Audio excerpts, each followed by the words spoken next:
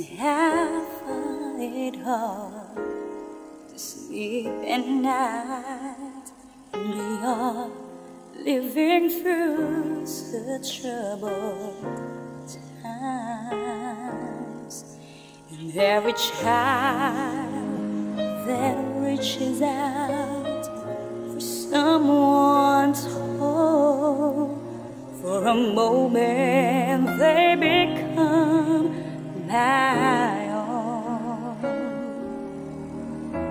How can I pretend that I don't know what's going on when every second, every minute, another soul is gone? And I believe that in my life I will see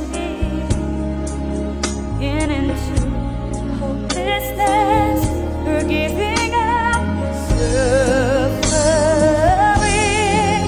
If we all stand together this one time, then no one will get left behind. Stand up for life, stand up and hear me sing. Stand up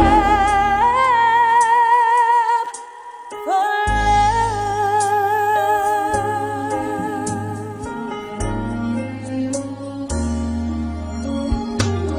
I'm inspired and hopeful each and every day. That's how I